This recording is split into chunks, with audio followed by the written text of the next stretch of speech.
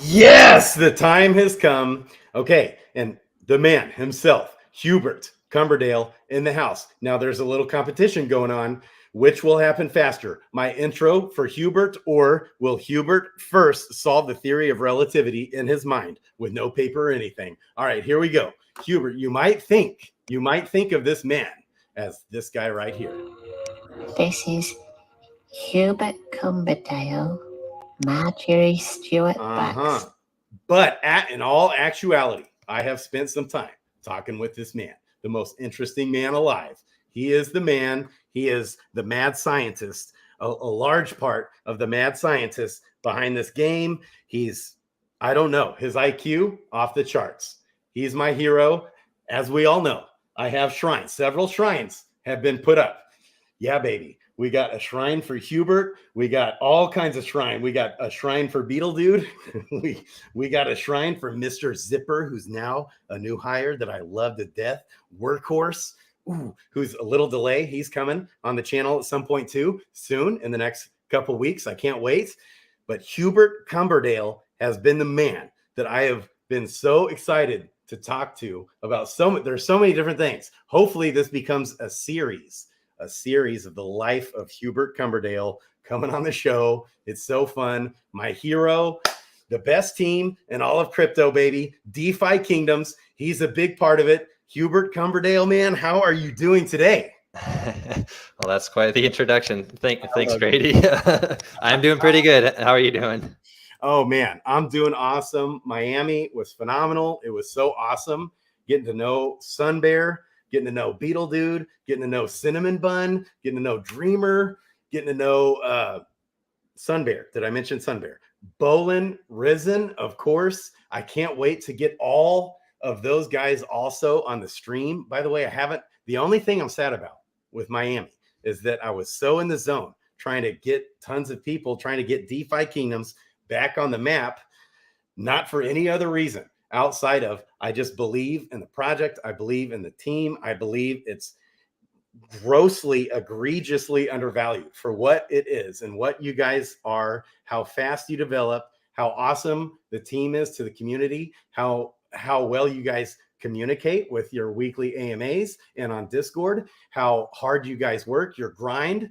You must be under a lot of pressure right now, which we'll get to. And also your speed of development. You guys have only been going a little over a year. Look at all that you guys have done, all the partnerships that you guys have going. I couldn't help myself, but in Miami, to spread the word. And so the only thing I'm regretting is that I didn't get to spend much time with the team. I was planning on doing short little clips, little live streams, but everyone didn't happen. So I got to get everyone on the stream. It was awesome to see life in the eyes of Risen. His eyes lit up, man. By the end of the whole conference, I feel like DeFi Kingdoms was the strongest representation there. And it was just a blast. So much fun. I love you guys. I know you got to be stressed, busy. What's going on in the life of Hubert Cumberdale right now? Right now, yeah. I mean, it's definitely a whirlwind of work that we're doing. You know, we're preparing for the launch. I feel confident that we're going to make it, but there's just a lot of testing and reacting that we have to do, and a lot of decisions we have to make. Just to get to this point. And this is a really huge launch too. Like, with Crystalvale, we just launched essentially just the decks and the gardens at first. But here we're doing all of it pretty much, I think, except for maybe duels and maybe one or two other things. But okay, it's pretty much all coming, tomorrow. So yes. And so I was even going to give a little heads up that, hey guys, just in the back of your mind, keep it there. There could be another delay. You just never know. This is crypto. This is what I'm used to, even multiple delays. What do you think there?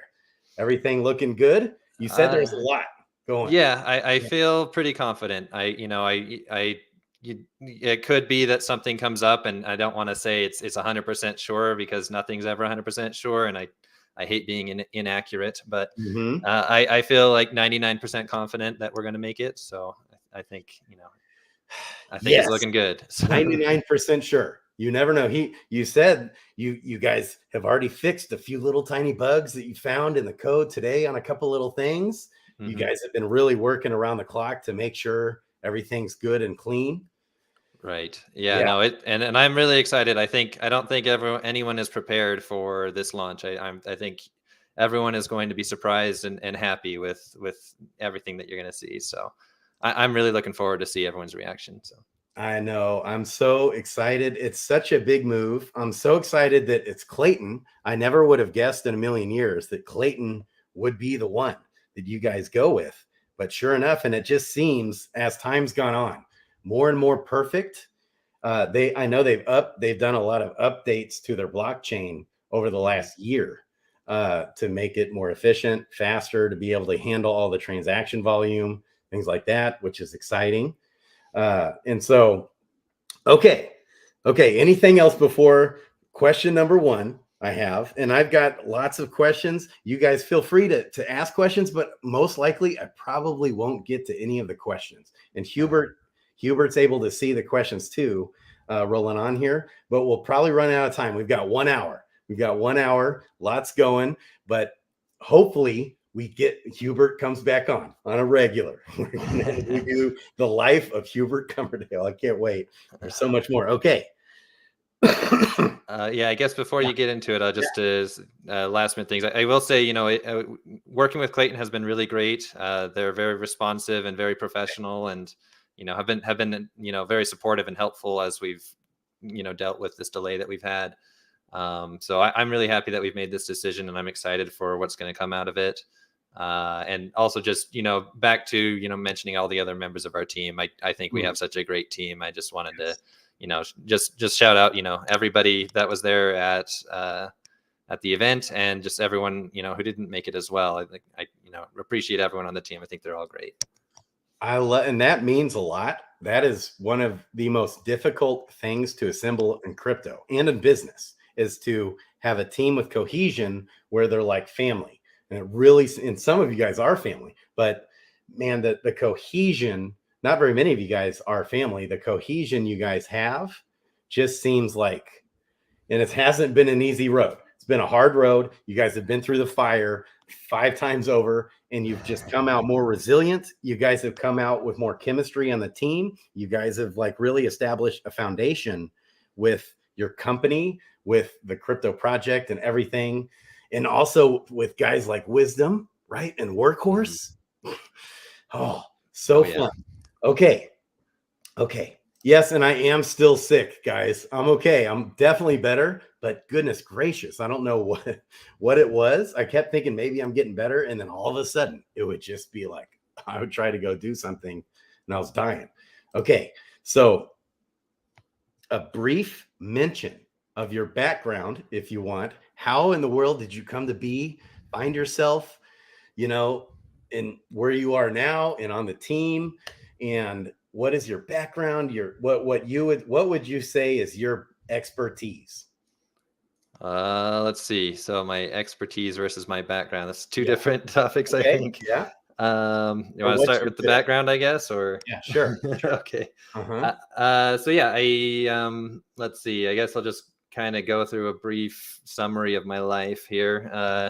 I grew up in a small town in Utah. I had some pretty, I grew up pretty shy. I had some dark things that happened in my childhood that, kind of made me a recluse, and, made it difficult for me to connect with people for that part of my life. But I think that kind of helped me kind of focus on video games. I played a lot of video games as a kid, and it helped me also find a bunch of nerd friends as I was growing up as well. And one of those was actually Fox. Oh, really? And yeah. So we've been friends for a very long time. Wow. And I kind of went from being like a pretty socially inept, shy person growing up to a pretty socially inept young adult. Went to college and had my first focus was to go into programming. So I did take programming courses. It was all in C or C++ at the time. And I was kind of focusing on, I wanted to make video games, but at some point I made a decision. It's like, well, I'm not sure that I want to make them. I like playing them. I'm not sure. So I'll just kind of focus on my general education. Didn't really have any meaningful jobs during that time, but the big thing that happened was I got a job offer to go teach English in Japan. And English in Japan. Nice. Yes. Yeah. So that was kind of a big thing for me. I put myself out there in terms of like, just, I don't know if anyone's has been shy in their life. I was debilitatingly shy. I would say I had an extreme difficulty talking to girls, and very hard time talking to anyone that wasn't my friend or family. Or even like, it was just close family, like even extended family. I had a hard time talking to them. But if you were still single, I would definitely become your dating coach. Yeah, no, he's taken, ladies. He's taken. All right. I'm just kind of setting up where I came from. I really had to put myself out there, like taking that job in Japan. I knew I was going to have to do a lot of things different with my life and the way that I was. And but I also was like really tired of my life situation at the time and wanted something different. So I'm really glad I made that decision. It was very life-changing to go and work there. I had a lot of very important experiences, I think, not just teaching in front of a whole bunch of different groups of kids, and I taught some adults as well. But also just living in Japan, being in that culture, being in like a completely different world where I was detached from everything that I had known. It really allowed me to reset myself. And like one big event was I did this. This might sound religious. It was a Buddhist thing. I'm actually an atheist, but I did this by this. I love this part. This is where we're gonna really unpack someday. Not today, but someday. I'll just say, I did this pilgrimage thing by bicycle, where it was ended up being about 300 miles of riding over the course of 3 trips, because I couldn't do it all in one with my work situation. But I rode all around Japan, going to some of the best temples in that area. And, just the experience of like day after day, like 12 plus hours of riding my bike. And, you get to like a temple and it's on top of a mountain, and it's like, this was like always in the summer too. So Japanese summer is hot and like 80+% humidity.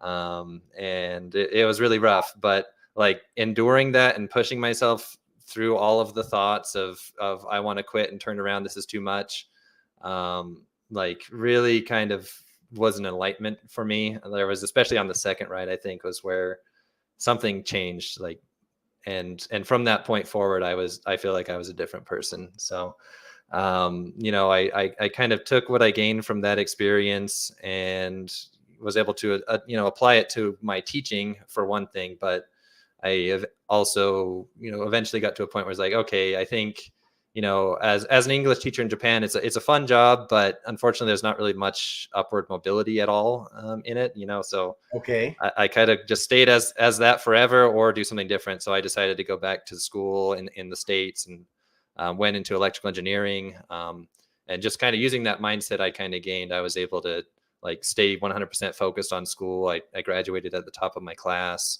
And I went into aerospace. Anyone surprised by that? I love it. And so Monk, it just hit me while you were talking. It's like, didn't you say Monk's your favorite guy? Oh yeah, for sure, absolutely. Why? That makes sense. I love it. Okay, keep going. If there's so after that, I graduated, went into aerospace as an electrical engineer, and did that for, I think, about 5 years before coming here. And that was really helpful for what I do now. I got to be working on like designing big systems. There was a lot of like control systems I had to work on. I also worked on GPS systems. One fun fact is I got to see the James Webb Space Telescope fully deployed in the clean room before it got launched, which was amazing. Working on all these complex systems and things that take like multi-year to get through. There's so many small moving parts, and I was fortunate to work with like systems engineers, and where we, focus, the first thing you do is focus on the requirements of what you need in your system. And once you have those, hammered down, then you can start, designing to each piece. And I've used that mindset here in, working on DeFi Kingdoms to, help, bring it forward. But it does, I think because of that, I also have added so much complication to things that maybe others would have went with a more simple route. So a lot of the delays I think are my own fault, but I don't really regret it that much. But yeah. Right. And then, as far as like joining DFK, like I said, I was a friend of Fox's, and that is so cool. he was kind of telling me about this crypto game project, and he Wow. I was asking him questions about, it's like, oh, well, if it's on the blockchain, what about this and that and this, and asking a lot of probing questions and kind of finding holes in how he was planning to do things. And, it was a good conversation. He liked it. And it wasn't that much longer after that he offered me, a position on the team. So, wow. So how did you meet Frisky, the man himself? How did you meet him, or when and where? So that was back in middle school that we met. Really? We went to the same middle school. So, wow. And we were on the same bus for a while, and that's kind of where we started talking. And, we became very good friends. I had, we've been friends since the middle school. So lots and lots and lots of memories. That is amazing. I love hearing that. Okay. So what is a day in a life to Hubert with DeFi Kingdoms? What does that look like? So depends on the day. We have a lot of things going on, every day. There's a lot of different meetings. But let's see. So I do a lot of different things. One thing I'm working on right now is UI work. So I'm a terrible artist, but I can at least kind of draw out a framework or wireframe for how I want the UI to look, and then I work with Cabby, who's doing the actual AI, UI work, to like turn that into something that actually looks good. Okay. And so yeah, that's one piece. I've been doing a lot of that recently with the power up system. There's a lot of menus involved with that, but I think it's coming along nicely. And everything with as far as like the PvE and PvP design. We have regular meetings with Wisdom Gaming. Okay. And it's a very collaborative effort there. There's Workhorse is doing a lot of the design for the skill system, and like actually creating all the skills for all of the classes, and then us on like the game committee, which is me and Second Best Dad and Magnus. Okay. We review it, we have comments, and sometimes we have to change some things. But it's been, that is probably the most fun I have in the day, is when we have those meetings and those discussions. I can imagine. Yeah, I love it. I love that. How involved is Frisky in on that? Is he ever in with you guys as well? Or you said Second Best Dad, you, Magnus, mostly working with Workhorse and the team who's in the chat, by the way. Love on right. Yeah. So yeah, Frisky, he's less involved now. Early on, like everything that I'm working towards, came from his idea. He wanted crafting in the game. He wanted lands to have this kind of functionality. He wanted PvP and PvE and everything else. So, it's just taking that baseline idea and trying to make it into something that works on the blockchain and that's fun. And he was more involved in the past, but just because of like his role and all the different things that need to happen, I think it's just kind of become necessary for him to focus more on what he's focusing on. But I do try to make sure he's included as much as I can. But yeah, as far as just we have to kind of divide responsibilities. Right. He's all over the place. I can imagine. He's probably constantly being pulled in 50 different directions. I seriously cannot even imagine. But the structure you guys kind of put in place is really encouraging. So many different things going with you guys. And you had mentioned, did you mention that you're excited to talk about some alpha? Maybe a lot of people are asking with PvE. Yeah. Yeah, we did have that. I did share that image with you. just warning people that it is just a whiteboard image, but it's enough to explain the system. But just I'll let everyone know it's Workhorse's drawing. So, and I'm pulling that up right now as we speak. Yep, I've got it. Okay. Yep, there it is. Present. I meant to have that up already as well. Okay, so I will zoom in. Oh, open original maybe. See, maybe I can zoom in now. Okay, there we go. All right. Okay, so yeah, so this is, I'll first, preface this, we're still working actively on the PvP and PvE system. So things are subject to change, but I can tell you about, at least the state of things now. And I think this is pretty hammered down, but we still have to do a lot of testing and whatnot, and things could still change. So just, keeping people. Sure. Always.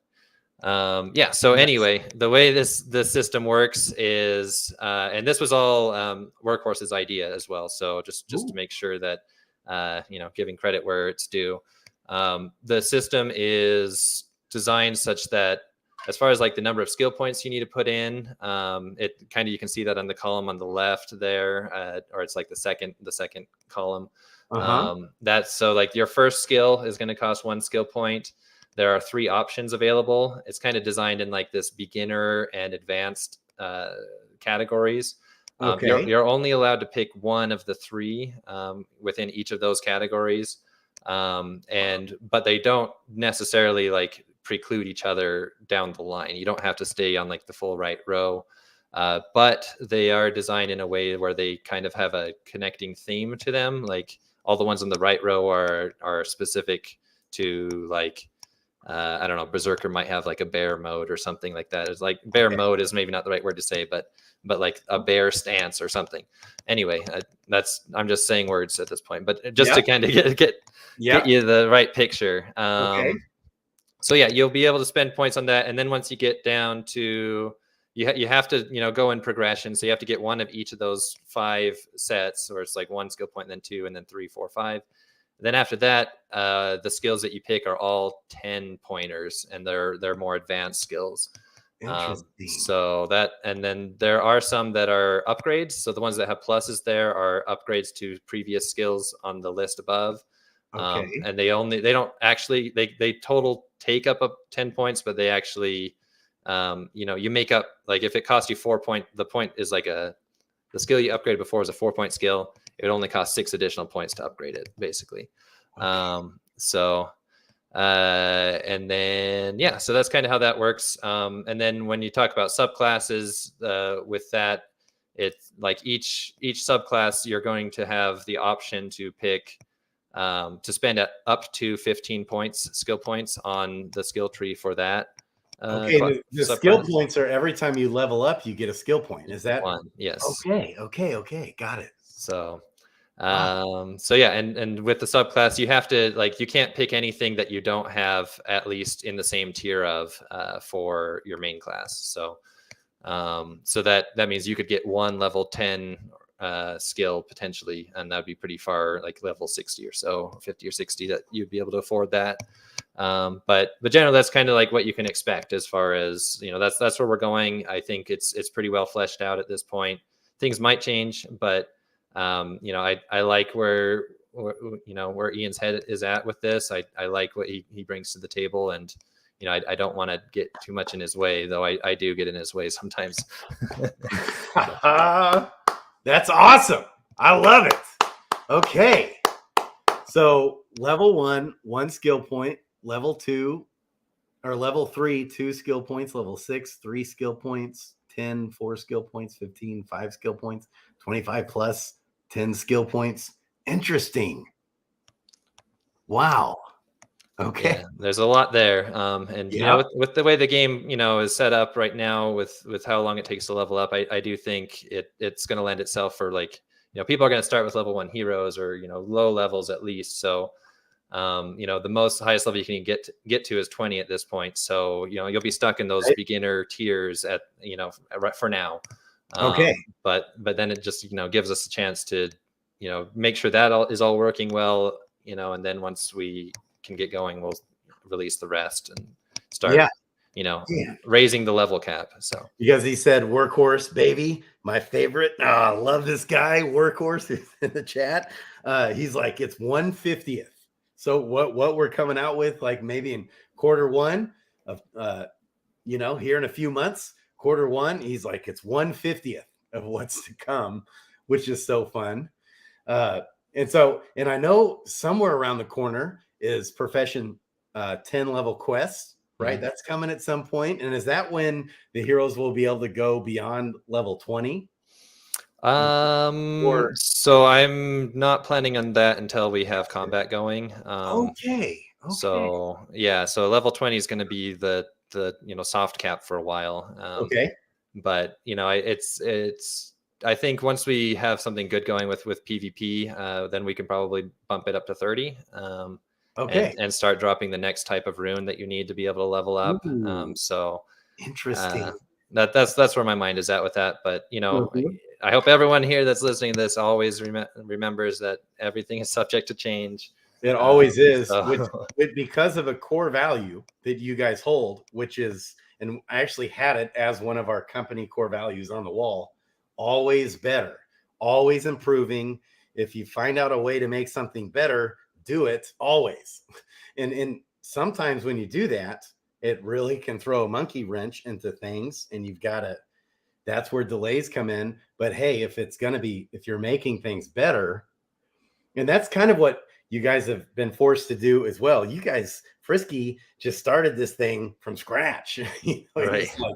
And so they have just been on the fly as they go, learning, growing, and always improving. I mean, which is a huge thumbs up. That's what we need. That's what we want. And it's not like this was a VC invested project that started with, a game plan laid out. I mean, you guys had a game plan, but it just, man, these things, considering how young the project is and how far you guys have come and how quickly you have been able to formulate structure within the team and the staff, and how quickly you've been able to work on your feet, really. And I know Dreamer's been a big help with a lot of these things as well. I think it's absolutely an anomaly. It's phenomenal. There's not another project even close, especially considering that I've ever even seen touch this project with a 10-foot pole. Not even close. I couldn't be more bullish. When we're just talking about the team and how far you guys have come and your resilience and what you guys have actually already done and developed up to this point is nothing short of, I don't know if we'll ever see anything like it ever again in crypto. That's how bullish I am. Usually to be this far along, like, it requires mega time VC money and companies involved and all this pre-planning and all this.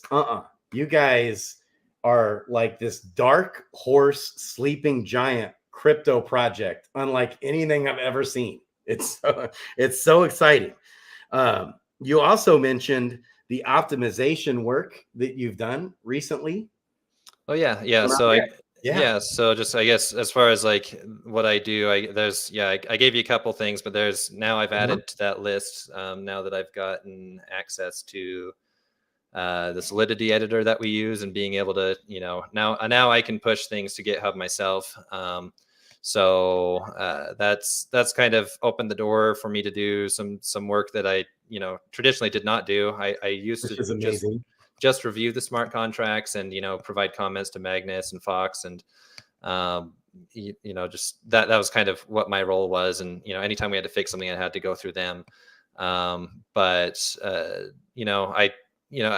spent a year on it, I think I've come to a point where I at least understand it well enough to do a lot of things. There's a lot of other like administrative things with the smart contracts that I'm not that great at, but I can lean on Magnus and whatnot to do those things. But you know, just since this delay began, I have, you know, also kind of joined the Solidity team to help. And you just, you know, take off my game director hat for a minute to, which is amazing. Like you just all of a sudden, hey, I think I'll go learn some new computer programming languages. Boom, crank it out. You know, as an engineer, you kind of have to be able to program. You know, I did program a lot in C. My senior project actually was to design a 3D scanner, and my role in that was interfacing the hardware we were using with the computer, and then taking the measurements that we were getting out of it and converting that into a point cloud. You know, so that was all using C, and that was a pretty intensive coding project I had to do.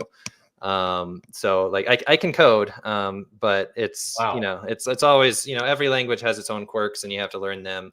And you know, I have said already, I really don't like JavaScript because of how it works. I just, it's really hard for me with coming from so like rigid of a programming language that C is. Like C, you have to declare everything, and if you say something is something, it is that thing.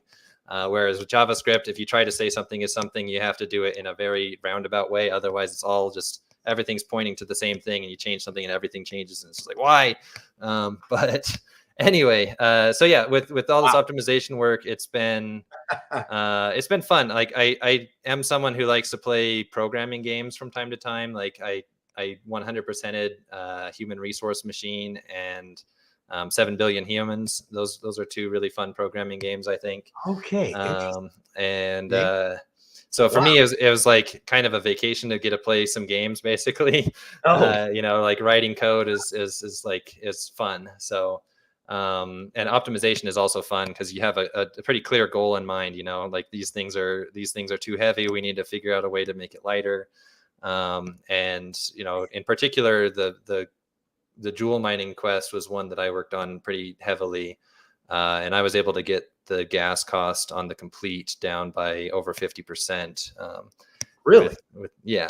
But and that's just me. I mean, you know, both Fox and Magnus have been doing their own optimizations, and not to say mine are any more significant than theirs. I think, you know, Fox learned how to program in assembly actually to improve like the way that we like pull the hero data. There was actually, we discovered through all this like the issue that we ran into with Clayton with it having a 1 second finality is that, you know, you have to have the transaction end by a certain time. Otherwise it takes too long to do the transaction. You're not allowed to do it. So we found that for some reason our contracts were doing a lot of like exponential calculations whenever it was pulling hero data, which was very odd for us. And Fox using assembly, like to tell, you know, the EVM to, okay, ignore whatever the compiler tells you, do exactly this thing. I think that was a huge improvement. I can't remember the percentage, but it was a huge improvement there. Wow. And you know, Magnus has gone through and done all sorts of other things as well. And that was required for the Clayton blockchain 1 second block time or whatever, right? And was that part of the reason why you did that, or? Yes, yeah. So I mean, yeah, we couldn't get like the mining quest to complete with more than like 4 heroes. So like basically you couldn't do the questing as it exists today. So it was absolutely necessary for us to do this, but it also did allow us time to like see, okay, are there any other things that we can do? And you know, along with these optimizations, we did have, like, we made some decisions to change a little bit about how the questing works. Like with mining and gardening now, you will input how much time you want to mine for or garden for, rather than just having it go until you're out of stamina or you cancel. Now it'll, you know, you just specify up front what you want to do, and that's what you'll get. But on the flip side of that, that also kind of impacted like canceling. So now if you cancel, you'll get no rewards, and you'll still lose the stamina that you would have spent. So canceling is a lot more rigid at this point, but there's really not that many reasons to cancel, I would think. But it does kind of mean that don't, if you're making mistakes, you kind of have to live with the mistake you make when you're like queuing up heroes. If you accidentally choose one you didn't want to choose, you either have to choose to lose all the stamina or just let it happen and wait for it to finish. So, okay. Interesting, man. Wow. There was a huge block of code related to just like dealing with the way mining and gardening worked before. Yeah. That cost so much gas. Like if you canceled early, like it had to go and change all of the start and finish times of all of the other quests in the queue for all of the heroes. And that was another thing that was causing things to crash on Clayton. So now when you cancel, it doesn't even restart reset the times of any of the other quests. If you have something that's going to start like an hour later and you cancel, because of something first in the queue, if you cancel that first one, the other quest is still going to start an hour later and you're just going to have to wait for it. So, okay, I see. So basically don't cancel. Yeah. Canceling is for if there's something wrong. That's about it. So. You lose everything. You lose your stamina. You don't get anything, any items, right? That's part of it, that change. Right. Like right now, if you get out of mining, it seems like that's already been the case. But if you cancel a gardening quest early, you still get some XP, you still get some items, but all that's gone. Right. Okay. Wow, man, I love this. And I keep hearing Magnus's name. Magnus, man, he's interesting.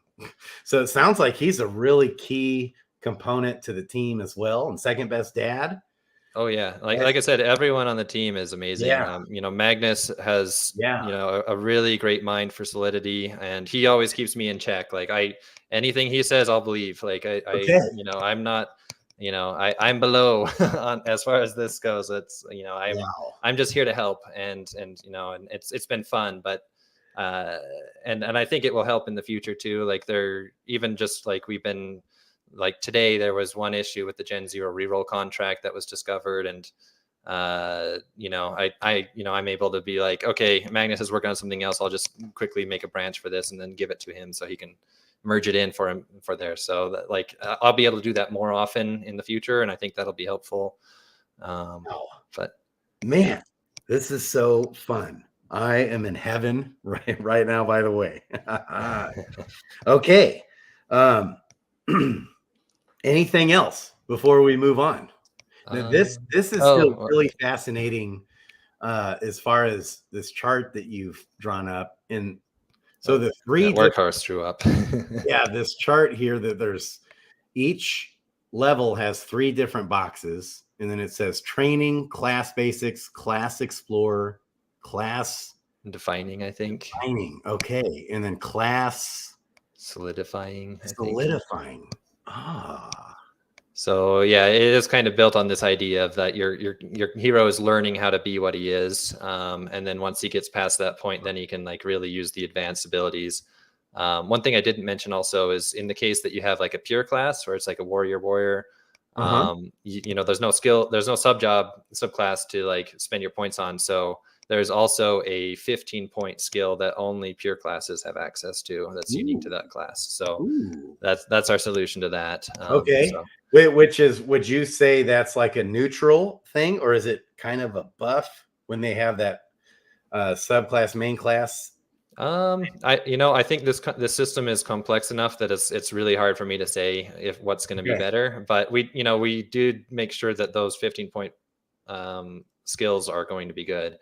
But yeah, I don't know if but there could be some interesting combos that people can come up with, like that we're not going to anticipate until we see people doing it. So yeah, and I'm sure there's going to be some, like, you guys are going to wake up in the middle of the night one of these nights and just have this big epiphany idea, so that's where we say it's always subject to change, because you might have some big brain idea to add to things to help balance. Because I know a big part of it too is balancing out, leveling, like trying to keep it balanced is a big part, to where all heroes are good, like all hero classes are good, and but you still want to give probably a slight edge to those better classes, but not too much of an edge Right. You know, to where it makes those other ones so much worse.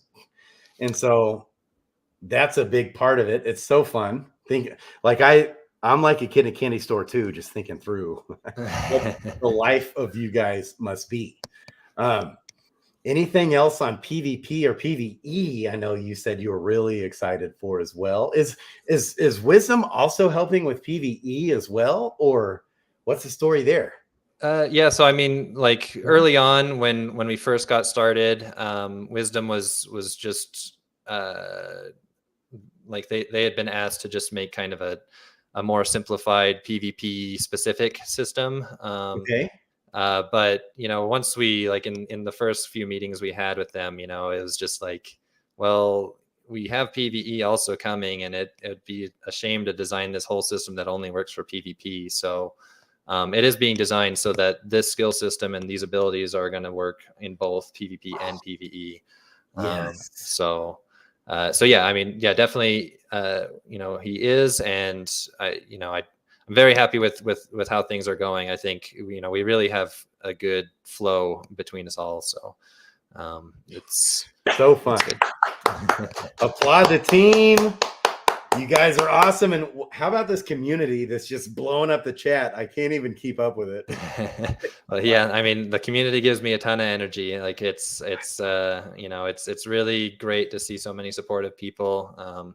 You know, we did have that time of FUD where it was, you know, very negative at times, and it was hard for me to look at Discord at times during those times, just because, you know, it's you see so many hurtful things being said, and it's like, I know, and I'm like a hawk on that now. I can't even help myself. It's just like built. That's how I'm wired. That I will, especially when it's false, like when it's just people. It's so easy to shoot from the hip. So many people do that. They don't even know what the hell they're talking about. They get on there, they get on social media in different places, and it just drives me nuts. And I will like devour them. I can't even like help myself. So it's like when I'm really on to something because of your core values and you've got a good heart and you're doing your best, it's like I will be your number one promoter on earth. But when it's someone who is just being toxic, I'm like their worst enemy. It's like it has to be. I don't know why I'm wired that way. It just is. And I scare myself even a little bit that I'll go overboard I'll bite down like a pit bull and just won't let go. But man, I can't help it but defend you guys, which I have been even also with George this week. Okay. And he kind of like, he irked me because he didn't really say anything. Like someone asked on his show about, you know, what's going on with DeFi Kingdoms and or something. And he just kind of blew it off. Like it wasn't bad. It was neutral. Like you said, it was neutral. Wasn't anything. He did give, you know, seem to compliment the team, but it's like, George, okay. So I've been debating back and forth all day if I should even do a video just for him on it. I don't know. We'll see. Okay. So one of the things, anything else on that? You probably let's see. I guess there was one other thing, I guess, regarding the optimization. Okay. Just you know, it wasn't only smart contracts. We did also have a lot of work being done, you know, on our API and on our with our art with Second Best Ad, and then also with the front end too. Like there was quite a few optimizations that came out of these last few weeks that Beetle Dude and Typical worked on that I'm really excited for, like the Kaikus wallet, which is like the main wallet that's used on Clayton. MetaMask also works, but that wallet had some unique things about it that kind of required a huge refactor of how the front end works. Okay. And Typical has been working on that pretty much nonstop since since we are like, okay, we need to get Kaikus support, and he's like, okay, this will take me about a week, and it's taken him a lot longer than a week, but okay. He's got it to a state where I heard from one person said that they actually felt like the Kaikus wallet is a smoother experience than MetaMask actually. So really, yeah. So Typical, is he on the team? Is he? Yeah. He's a front end dev underneath Beetle Dude. So really, yeah. Okay. Well, hey, Typical, we love you too. So first I've heard of that name. That's cool. So, and what is the name of this wallet again? It's the Kaikas wallet. Yes, I might have heard of that. K-A-I-K-A-S. And is that the one I've heard of a wallet, because there's these issues with MetaMask going out these days right now about the IP address issue. I don't know if you've heard of that at all. Have you heard that? Yeah, I've heard that, MetaMask, I think, is so popular. It's like the most targeted. Well, and they track your IP address now, I guess. Oh, yeah, I did hear about that. Yeah. Provider. Yeah. Yeah. I don't know. I don't really have much to comment on that, but I did hear about it. Yeah. It makes me, I've been thinking about, okay, can we get off the MetaMask wallet? And that might be a solution to Kaikas. Yeah. Is it like another MetaMask wallet? Is that? I mean, it works the same way, I believe. Okay. But I haven't actually tried it myself, but I have been hearing from, our testers that it's, a pretty smooth experience. So it might be something to check out. And I think, for us, it was just like with Clayton, that was the most used wallet. I think they quoted like 70% of their users use that. We kind of, felt that it was a requirement to make sure it worked well on the site. So it's more of a South Korean or a Singapore. Yeah, and I guess Mr. Zipper actually mentioned it only works on Clayton. I wasn't aware about that, so I thought it also worked on any chain. But so it might be one of these things where you might only be able to use it over there. I'm not sure about that, but I got it. I get it. Okay. I know there is another wallet that someone mentioned that might be a potential MetaMask killer, maybe, that works better, that's cleaner, because MetaMask does drive me nuts, sometimes. So, what would really be awesome is someday is if the team could just make a DeFi Kingdoms app with a built-in wallet, and it connects all the realms within that app. Mm-hmm. Is there any possibility? Has there been any talks at all on that? I mean, we've looked into options and we're exploring things all the time, but I don't think we have anything in the near term that we worked out, but it would be great to be able to get to a point where maybe you can like delegate your approval for a certain number of transactions. And then at that point, you'd be able to like go and choose all your requests and then select it. And then it would in the background go and, do all the transacting for that. Yeah. That's an idea that we'd like to pursue, but I just don't know that, it takes a lot of that. Something like that's a very heavy lift. So, we have to make sure it's the right thing to prioritize. And sometimes that's very hard to do. So yeah, getting a whole new app and wallet built integrated, that's a big undertaking. That's probably years, but man, that would be huge as far as user adoption coming on. If it was made a little easier, a little cleaner, streamlined, we didn't have to deal with MetaMask. That would be so nice. Who knows? Who knows? That'll be years, I'm guessing, before we would ever see anything like that. So, okay. So here's been one of the biggest hot topics that I've had debates on this channel about. I've had all kinds of, back and forth with several different people.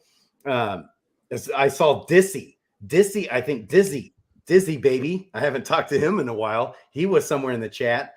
A lot of debates back and forth on how to best level our combat heroes. And I know we've kind of had like Stronghold baby. He has kind of the mainstream community agreed on leveling chart, which you basically just focus on, you level up the stats in which the hero naturally levels up the best at will be the stats in which will help benefit the hero the most, as far as any specific hero. I've had a contrarian view, we'll say. I mean, always subject to change, but my argument here, and I know you probably can't say a whole lot because it's still being worked out by Workhorse and everybody, is that if you focus on the stats, if you just follow the profession when you're leveling and do the guaranteed stat in which they naturally level up better at in their profession, and then for the first 10 levels, in this with the same argument as maybe, and we got Zabu would say he just focuses on vitality, wisdom, and intelligence, for mana and HP. Yeah, for that. Okay, that's his style of leveling. like his first 10 levels. That's all he does is vitality, intelligence, wisdom. That's an interesting thing because Workhorse said, yes, skills will be important for all heroes. Obviously, the mana is going to help your magic using heroes more than it will like a pirate or something, but a pirate will still need mana. Okay, so that's his take. Right. And so like a pirate wizard, for example, if you take a wizard ability, then you're probably going to need more MP for that. So it might also depend on the subclass. Yeah, the subclass matters, right? Is important, really important. Okay, that's one thing. Also, so I always kind of, when I'm using a crystal, I'm paying more attention to the subclass anyways, right? So that, if I got a wizard in there, I'm using that intelligence crystal, even if it's a pirate a lot of times. So, and not paying attention for that part of it, not even paying attention to the profession.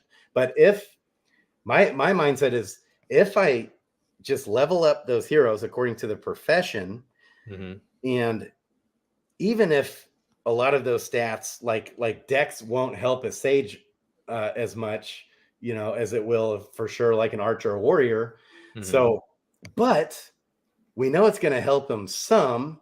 And if they quest better, now they're questing better. If you level them, if you focus on that for the first 10 levels, and then they're going to quest better, they're going to be more profitable, and which means they're going to level up faster in the long run. And then down the road, after level 10, level 15, whenever, you can start ignoring the profession and just focus on the PvP. And those guys are going to be questing monsters, and you can continue to level them up and make them PvP monsters. Am I crazy on that thought? Or would you there's all kinds of angles to look at it and arguments. Yeah, and I have to be careful because anything I say kind of becomes a meta if I'm not careful. And I don't want to influence people too much. I think, it's traditionally in RPGs, if you have a class that's focused on magic or whatever, it's typically good to enhance those attributes, so they're better at those things. Wisdom, intelligence. That has kind of been my general advice. Like if you want to just feel safe, you can probably focus on where your classes have their natural growth, but that isn't to say that with the right class subclass combination, the right skills, that it actually might be better to choose some other things. And then to your point too, it doesn't mean that every hero has to be the best at PvP. You could also have your heroes that are the best profession heroes, and that will benefit you. So I think my goal is in design for this game is often to provide options and try to make sure that there are at least several good options that you can go with. So and that's another awesome thing about the game, because Workhorse said too, everything's gonna matter, right? So, and it's everything's important. There's no right or wrong way to do anything. That's another thing I love about this. Well, there might be some wrong ways, but or better ways. Yeah. So interesting. Because agility, that's another thing. I feel like, okay, we know vitality is good for everyone. So seems like you can't go wrong with vitality. And obviously vitality though will help a paladin, more than it will a priest. I mean, the priest will get more HP as well, but yeah, I mean, it might be, if you put so many points in vitality that you weren't focusing on your wisdom or whatever, that your priest actually heals for not very much. And so what I'll see, sometimes I'll see, one time I saw a Dark Knight or a paladin maybe that had 40 strength, and then he had 6 intelligence.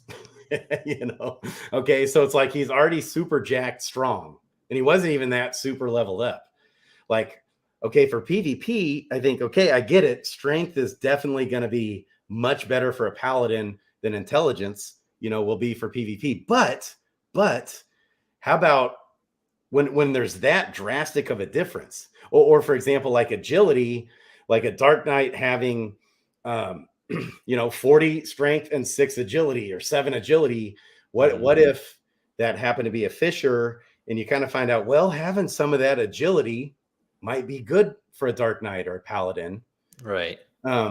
and I don't mean just pound it like like crazy, but if he's already going to be super strong on strength, and maybe having not be so decimated in agility and some of those other stats might turn out being good. And we don't know. See, that's another thing we don't know. We do know the profession, you know, you get that out of the way kind of in the early levels of the hero's life. And then you, once we do get the alpha, you know, even if I'm wrong in my assessment, this is kind of where I was just like, even if I'm wrong with my leveling strategy, then at least my heroes will always quest awesome, like better, right, than they would have otherwise, especially with profession 10 level quest coming. And you'll maybe be able to use a pet.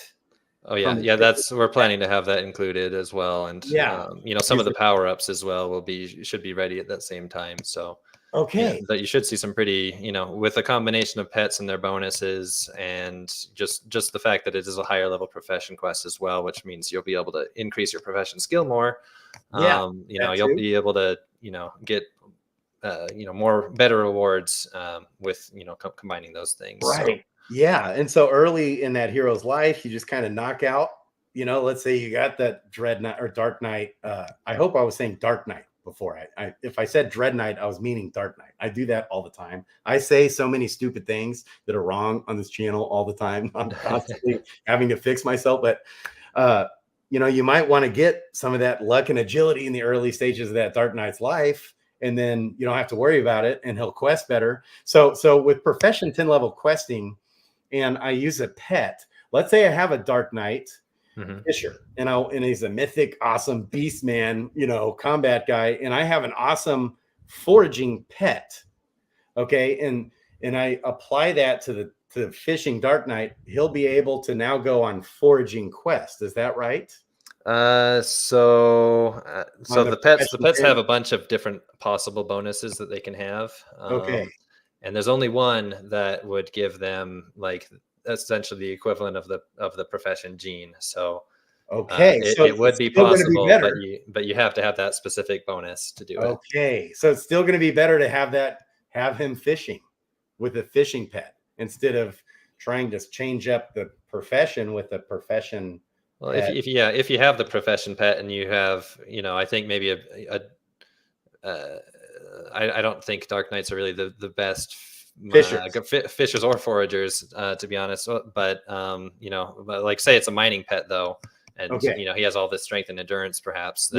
You could give him the mining gene potentially with a pet too. So so yeah, I mean, it depends on which hero, and the combination is going to matter, right? But like, or a ninja, ninjas are typically like have the highest growth on fishing stats. So, like if you have a mining ninja, you could turn it into a fishing ninja, perhaps with the pets bonus. So, which is so cool. I love that, by the way.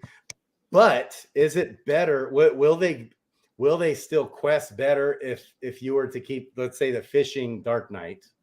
Instead of sending him mining with an awesome mining pet, will it be better? Like, will he get a better bonus if you apply him with a fishing pet if he's a fisher? That's a good question. I think probably in some cases, yes. Some cases, no. It probably would depend on how big of a difference there is between like the stats that matter. Yeah. Okay. I get you. That makes sense. Man, this is so fun. Okay. What would you say? You know what? Are we coming up on time? Ooh, it's 7 o'clock. Okay. We got to wrap up. Maybe I'll ask this one last question if you're able to answer. We've got this big Serendale 2.0 launch coming. Lots of things going. Your head's probably spinning. Once all of that settles down and we get parity on the new Serendale, what do you think will be coming next? Do you think it will be the profession 10 level questing? I know they're working on green eggs. Yeah, we're working on the eggs. We are working on the power up system. I think probably the power up system is going to be the next thing, but it's not going to have very many options at first. So there may be only like one power up, which would be the stamina in like this recovery time improvement one. Man, but Okay. Yeah, once we have that in place, then we can like kind of connect things up to it. So it kind of helps to like, now that we have this power up system, you know, it makes it so we don't have to like rework all the contracts again. Like we can do it as we're moving forward. So so yeah, I think power ups, then the level 10 profession quest is another early priority that will probably come, you know, it'll be after that. But I think that's one of the next big ones to come. Then of course we have the PvP work we're doing as well. And yes, you know, then there's just kind of like the near term ones are those, plus like the traveling system is another big one that I'm, you know, that's the one I want more than probably any other thing, is just because that changes the gameplay entirely. Might make some people that use bots, you know, maybe have a little bit harder time to use bots perhaps, but you know, that will at least kind of, you know, make the game more interesting. We can have, you know, events happening in the world. They can have people traveling around, and travel will take a pretty decent amount of time. So there's also going to be like a mount system, and you know, other things kind of tied to travel as well. So it just gives us a whole bunch so exciting. So. The travel, because then lands come into play, and all that's when crafting will eventually come. All these different things, man, right? There's gonna be so many different facets to the game. Wow. And it's going to take us a long time to develop it all. So I, you know, just want to make sure everyone, you know, is buckled in for the long ride. But you know, we're, you know, I think at this point we've kind of worked out our efficiency to a point where I don't know that we can really get that much better with the people that we have. You know, we still are pretty limited on resources just with the bear market and the state of our, you know, project as far as prices go. So like we do have to kind of go at the pace that we can afford. And you know, I'm hopeful that with you know, these you know, tomorrow happening and everything in the future, that, you know, it's going to give us more resources that we will be able to, you know, kick things up a notch. But it's still, even with that, if we had even unlimited resources, I think, you know, where there's, you can't always just add more people to the project and make things faster. So you can't. It creates big headaches. You get big personalities in there. They don't jive. There's not cohesion.